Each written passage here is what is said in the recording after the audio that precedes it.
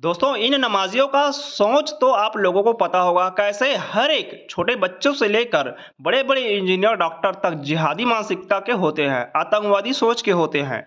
लेकिन दोस्तों आपको सोचकर हैरानी होगा कि भिखारी जो सड़क पर सोते हैं, मतलब मैं मुस्लिम भिखारियों की बात कर रहा हूँ, जो सड़क पर सोते हैं, उन लोगों की मानसिकता को आप सोच भी नहीं सकते कि मुस्लिम भिखारी जो सड़क पर सोते हैं उन लोगों की मानसिकता इन जिहादियों जैसे है। हाँ दोस्तों, मैं बिल्कुल सही बोल रहा हूँ। आप इस पूरी घटना को जानिए कैसे। तो जिस तरीके से सैयदपुरा की घटना बनी, एक और मामला सामने आया जहां पर गणेश की कुछ मूर्तियों को तोड़ा गया है। कितनी मूर्तियों को तोड़ा गया, क्या घटना हुई थी? ये अपने अठवा पुलिस स्टेशन सूरत का जो एरिया है, वहाँ पे सोनी फलिया में राहुल भाई खलासी हैं। वो गणपति की मूर्तियां बेचने का काम करते हैं, उनकी दुकानें हैं। तो एक दुकान उनकी सोनी फलिया में है, दूसरी दुकान वहां से 500 मीटर जितनी दूरी के ऊपर है। तो वो उस दुकान में मूर्ति बेच रहे थे। वहां से जब दूसरी दुकान पे कोई कस्टमर आया होगा तो वहां से वो अपनी दुकान को खुली छोड़ के और दूसरी दुकान पे चले गए। मीनवाइल दो मुस्लिम लेडीज हैं, उनके साथ दो छोटे बच्चे थे, वो उनकी दुकान में इंटर करते हैं। और जब वो वापस आते हैं एक खलासी, तो उनको 10 जितने गणपति हैं, किसी का अंगूठा टूटा हुआ, किसी का हाथ टूटा हुआ, ये अपनी दुकान में मिलता है।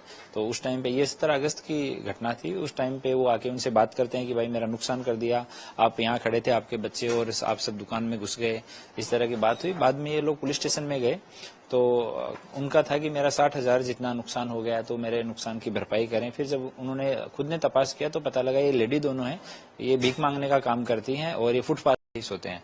तो वो उनको पैसे देने में असमर्थ थे। तो बाद में स्टेशन डायरी में पुलिस स्टेशन में एंट्री की गई, उनका निवेदन लिया गया कि इस संबंध में कोई कार्यवाही नहीं करनी है, मुझे इनसे नुकसान की भरपाई करवानी थी, बट ये दोनों असमर्थ हैं।